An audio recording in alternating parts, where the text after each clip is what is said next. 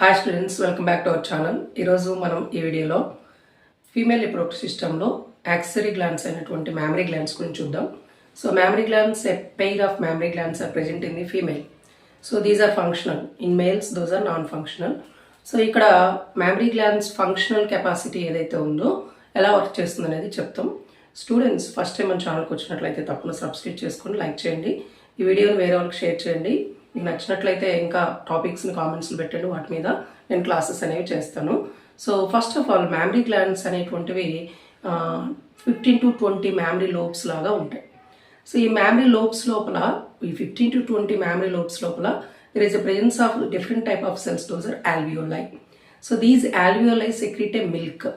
So బాడీలో fat ఏదైతే ఉందో ఫీమేల్ బాడీలో, that fat is converted into the milk అనమాట. సో ఒకసారి మనం లొకేషన్ ఆఫ్ ది బ్రెస్ట్ లేదా location of the mammary gland చూస్తే a pair of mammary glands ఉంటాయి.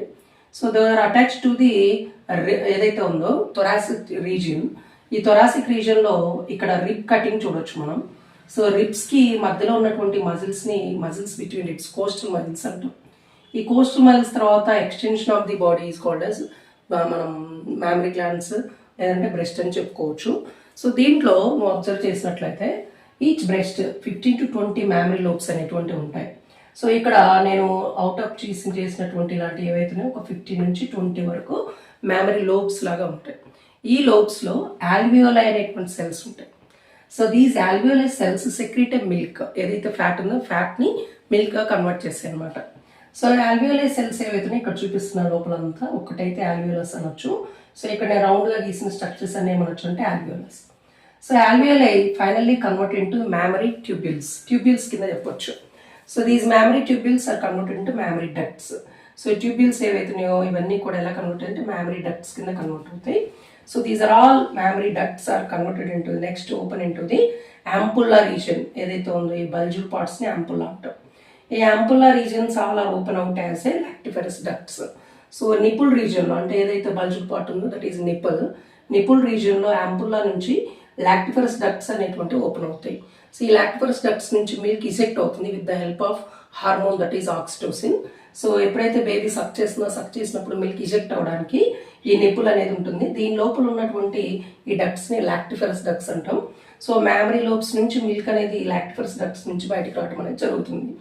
సో ఇక్కడ నిపుల్ చుట్టూ ఉండేటువంటి డార్క్ బ్రౌన్ షీట్ ఏమనొచ్చు అంటే ఏరియోలా అంటాం. సపోజ్ నిపుల్ చుట్టూ ఉండేటువంటి అంటే మ్యామరీ గ్లాండ్స్లో నిపుల్ చుట్టూ ఉండేటువంటి ప్లేస్ ఏదైతే దాన్ని ఏరియోలా అని చెప్పొచ్చు.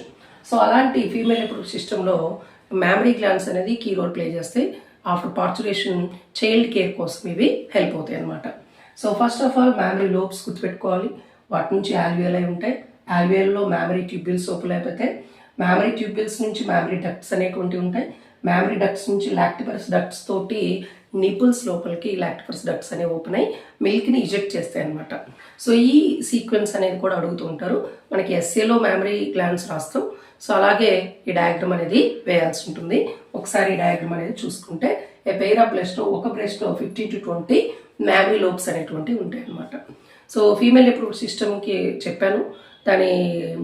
దాని యొక్క సపోర్టింగ్ వీడియో అనేది దాని ఎక్స్టెన్షన్ అనుకోవచ్చు. దీన్ని డిస్క్రిప్షన్లో ఇస్తాను.